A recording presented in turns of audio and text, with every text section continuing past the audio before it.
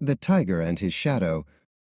In the heart of the mangrove forest, where the river ran like a muddy vein, lived Rohan, the Tiger King.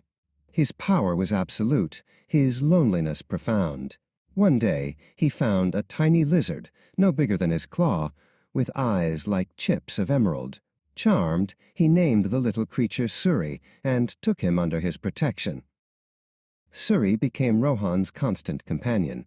They explored together, the tiny lizard riding upon the king's head, a living jewel on a breathing throne.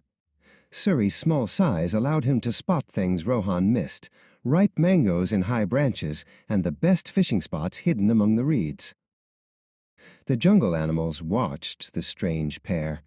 The monkeys chattered in confusion from the canopy, and the deer would pause their grazing, their soft eyes wide with wonder.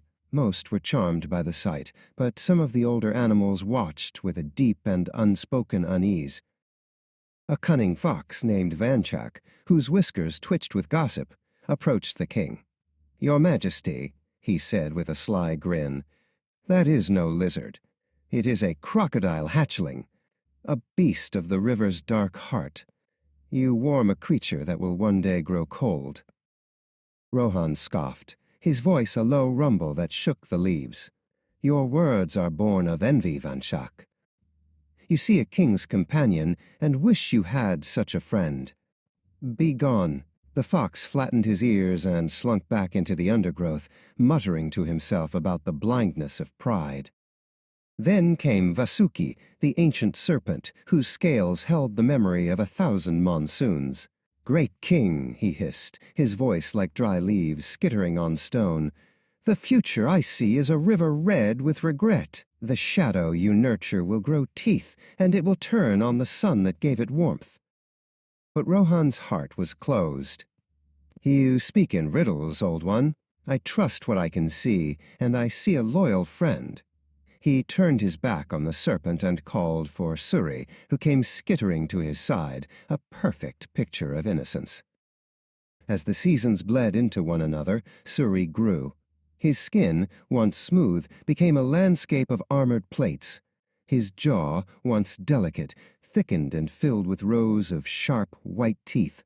He no longer rode upon Rohan's head, but walked beside him, his gait a heavy, reptilian swagger. One day, a young boar stumbled across their path. Before Rohan could even twitch a whisker, Suri lunged, his jaws snapping shut with a sound like rocks grinding together. Suri looked up at Rohan, a coldness in his emerald eyes the tiger had never seen before. Rohan tried to ignore the cold seed of doubt sprouting in his heart. "He was defending us," the tiger told himself, but the words felt hollow. He could not forget the chilling speed, the raw, predatory power. He started watching Suri, truly watching him, for the first time in a long time. One moonless night, Rohan's sleep was savaged by a nightmare. He dreamt he was running, but the ground was thick mud. Behind him, something immense and ancient pursued him, the sound of its jaws snapping shut like falling trees. He awoke with a roar, his fur slick with cold sweat. A white dove, Shanti, who had been roosting in a tree outside his den, fluttered down. "King Rohan," she cooed, her voice trembling. "I rested by the river and heard your friend talking in his sleep. He does not dream of your kindness. He dreams of your bones. He dreams of a feast for one." The truth, sharp and venomous, finally pierced Rohan's pride. He went to the riverbank and found Suri, now a colossal crocodile, lying half-submerged in the murky water. The emerald eyes were still there, but they were no longer the eyes of a friend. They were chips of cold, hungry stone. "Suri?" The name was a whisper, a ghost of a memory. The crocodile did not reply. With a surge of primordial power, he exploded from the water, a battering ram of scale and muscle. The air shattered with a roar of fury and pain. Rohan, though taken by surprise, was still the king of the jungle.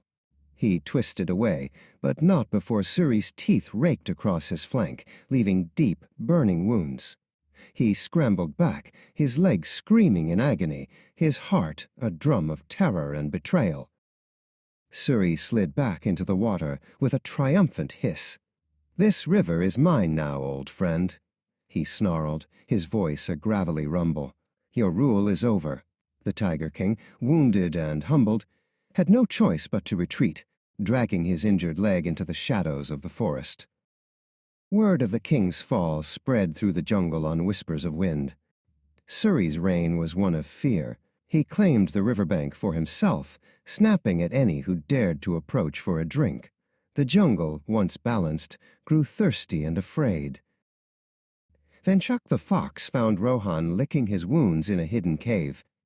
"A king who listens only to his own roar will eventually hear only silence," the fox said, not unkindly. He brought the tiger a healing herb he had found. Soon, Vasuki the serpent appeared, his ancient eyes seeming to hold no surprise. "A single root can be snapped," the serpent hissed gently, "but many roots woven together can hold back the river." Rohan, stripped of his pride, finally understood. He was strong, but he had always been alone. Guided by his newfound humility, Rohan began to heal. He watched the jungle with new eyes. He saw how the monkeys formed a chain to reach high fruit, how the birds cried out in unison to warn of hawks. He saw strength not in dominance, but in community. Shanti the dove became his messenger. She flew over the river, reporting on Suri's movements. "He grows lazy and fat," she cooed one evening. "He never leaves the deepest part of the river, where he feels safest." An idea, sparked by Vanchak's cunning, began to form in Rohan's mind. The plan was simple, yet dangerous. They would not fight Suri in the water, where he was invincible. They would draw him out. Vanchak, with his speed, would be the bait. The monkeys would create a distraction. Rohan would be the trap. Vanchak darted to the river's edge, yapping insults at the great crocodile. Enraged by the fox's audacity, Suri heaved himself onto the bank, chasing the fox further and further into the forest, away from the safety of his river. The chase led to a narrow gorge, just as Rohan had planned. As Suri lunged for the fox, Rohan burst from his hiding place. He did not attack the crocodile's armored hide, but with a mighty roar, he slammed his shoulder into a precariously balanced pile of boulders on the cliff above. The rocks tumbled down, blocking the gorge and trapping the crocodile. The jungle was safe. Rohan, scarred but wise, looked at Vanchak with gratitude.